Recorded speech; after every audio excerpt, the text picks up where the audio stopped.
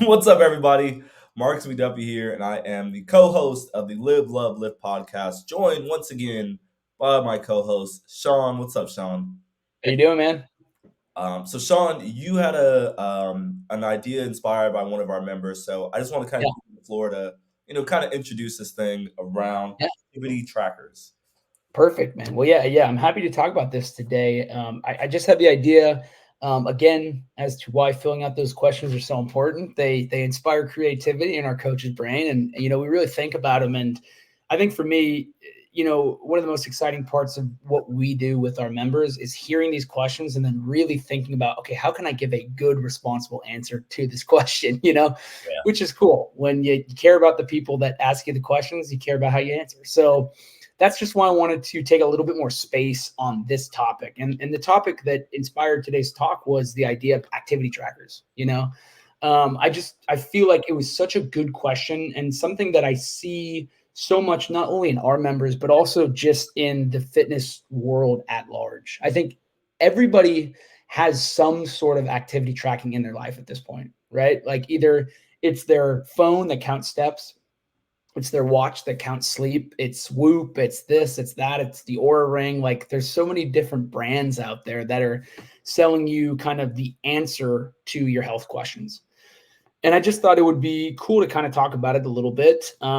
I know too, last year we went to the awesome Perform Better seminar, and there was a great talk at that as well, from one of the sleep psychologists there, and he was talking about the kind of efficacy of these sleep trackers in the market at large. I don't know if you remember that one. It was one of my favorite talks, and yeah, so I just wanted to talk a little bit more about it today. And specifically, we talked in last week's episode. Shout out to that. If you haven't watched it yet, go watch it. It's a really good one.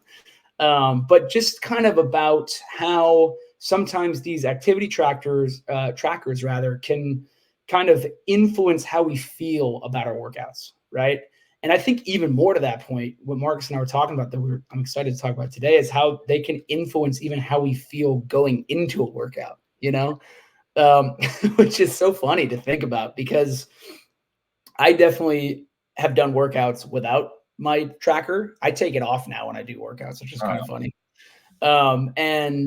And I remember a time when, I had an Apple Watch and I have the Garmin now, right? And I would look at the little, how ready are you for the day? And it would say low. And I just remember my energy going into the workout being like, oh man, well, today's going to suck. I don't know if I can do this one today. Yeah.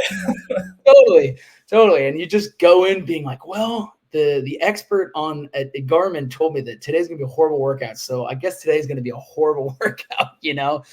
And, I think I've definitely had to fight to develop the mentality of like hard days. I just have to go in and do it. And I think one of the things I wanted to talk about today was like, think about if you're new to working out and, you don't want to go to the gym that day. And then you get this reminder from your phone telling you, hey, by the way, take a rest day today. Like how damaging that can be to somebody trying to string together good workouts. Because I think the thing that these trackers don't take into account is something that we talk about a lot with our members, which is the idea of when you go into workout, right? Taking your own temperature before you work out.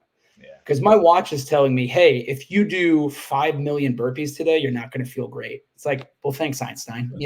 Like I kind of knew that. But at the same time, I think going into a workout, what should dictate the workout is how you're feeling that day, right? And, I think there's a lot of different factors that the activity trackers get right. Like, they do track sleep, HRV, heart rate, all that cool, neat kind of analytical stuff. But I think sometimes what they fail to track is just like the mentality part of showing up and doing something, Hmm. you know? And something, is very, kind of loosely said here because, if I go into the gym and I get a good, hour session of mobility and I'm around people that I enjoy and I'm with a community that supports me and I laugh and I'm with a coach that I trust, doesn't matter if I'm super tired or I feel the most energized in the world, like I'm going to get something out of that session. Right. And wouldn't it be horrible to just be like, well, today's not my day, so I'm not going to do that.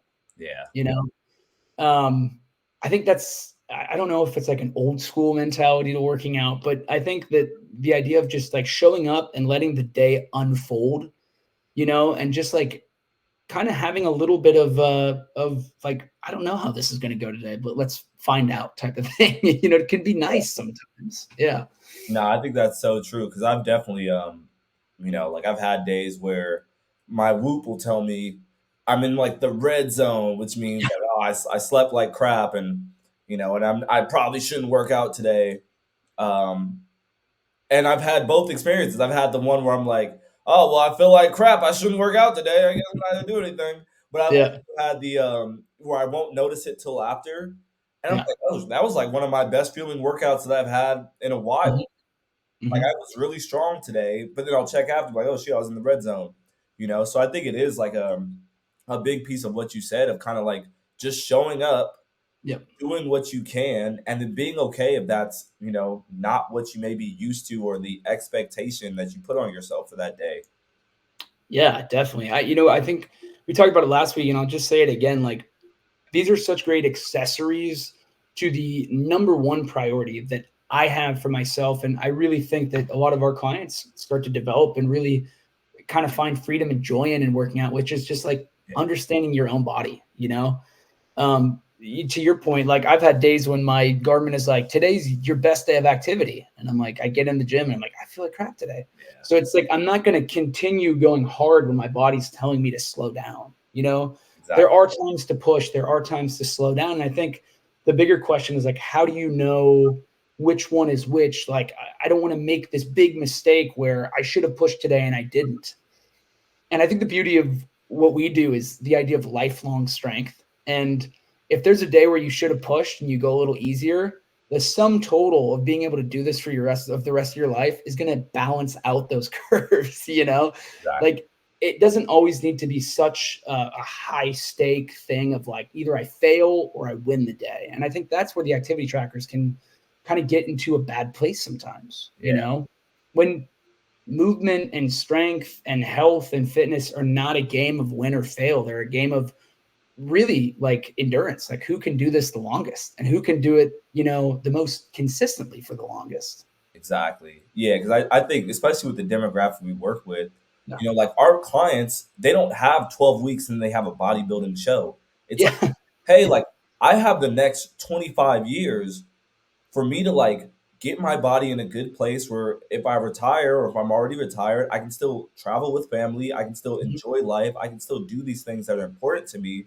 And yeah, I remember when I was coaching more, like I would have these clients, they'd be like, "Oh man, I only burned 150 calories," and I'm Yeah. sitting there and I'm like, 6 months ago you were burning 0 calories Yeah. Yeah. every month, you know. So it's kind of it's so sad to see how that diminishes people's perception of the effort that they put in. So I guess to wrap on there, Yeah. what when do you think it should be applicable, right? Because everybody has one, we have one. Yeah. When do you think it is helpful for people so that people are they said get rid of it? No, I'm not saying get rid of it at all. I definitely think they're useful. Like I said, I have one. So, I'm definitely a proponent of them. I think that they're really amazing, kind of in two regards. And there's more than that, but I'll just break it down to two. I think the first one is like if you do want to kind of have fun and gamify your fitness, they can be fun. Yeah, Like we said, like if you have a group of friends who you want to do a challenge with, like they really create this kind of like synced community of like, oh, I did this day, this day, this day. They can also be a good accountability to. I've used those before where, I try to hit 10,000 steps a day and it'll remind me if I'm short of that or what I need to do to get there. Like those are good things. I think the other way that they're good for is, like I said, as an accessory to you knowing yourself, like using them as secondary data. Like, I didn't feel great today. Let me go back and see why didn't I do as well in this workout as maybe I wanted to today? Oh, well, I didn't sleep great. And I'm looking at that after the fact, not before the fact, using that to collect more data to say, okay, now I know when I sleep 6 hours, I don't show up as well as I can in the gym. Maybe tonight I'll try to sleep 6.5 or 7, come back the next day and see how that feels, kind of using them to your advantage as opposed to letting them use you to kind of like dictate where you go through the day. Yeah. No, I think that is I think the sleep, if you get like a really good sleep one where some of them, like the calories are usually all bad, right? Like Yeah, what you actually burn versus what it shows is it's usually not. nowhere close. So I do think, sometimes like monitoring your sleep and monitoring maybe like your heart rate throughout the Yeah, day can be helpful, but only in comparison to your own numbers, right? Like don't say, oh, like I slept in the green here and it says that, whatever else, or today I'm in the yellow. Be like, hey, how is my performance based off my normal performance and no one else's or this app's like yeah, where I should be? I think that's where the actual goal is okay, cool. Usually I'm at a 6.7. Today I'm at a 6.5. What could I maybe change, right? yeah, If the goal on their thing maybe 10. So right. I think that is like a little helpful thing in there for sure. Yeah. Uh, Yeah, I think there's a lot of good things with them, and like anything, you just got to find the middle about like again finding the good things, leaving the bad things, and saying how does this work for me? How does this make me, Sean, or me, Marcus, a better person in life? And if it's doing things to detract from the things that make me feel good, is it great for me? Maybe not. And leave that behind. You don't have to make Garmin happy. Like that's what I had to learn. Like I don't have to satisfy my Garmin. You know what I mean? yeah. Like it doesn't care. It's just a piece of equipment at the end of the day. Yeah, and some people they're not in a space where they should even be using one. And that's like a real thing. Yeah, totally. I would completely agree with that. Oh my man. Well, I guess any final comments on that? No, I think that covers it. I think it's good to talk about things when they get really prevalent. And, like I said, I don't know anybody who doesn't use a tracker these days. So I think going forward, I hope anybody who listens to this, really just take some time to just think a little bit more in depth about how you're using it, why you're using it, and how does that make you a better lifelong, athlete, fitness person, as opposed to just like today, tomorrow, the next day. Yeah. Hell yeah. Cool, my peeps. Well, hey, for all our fitness tracker wearers, I hope you enjoyed today's episode. If you are a current member of Ion, we hope to see you in the gym soon. You're amazing. If you're not currently a member and you're like, man, I like the message that these two are talking about and the aura of this Ion place, then just in the show notes there should be a little link where you can check us out for a free week and kind of see if we'd be a good fit. You got to date us first before we marry. So, There you go. all right, my peeps, that's all for this week, and I hope you all have a great week. See you next week. Catch y'all soon.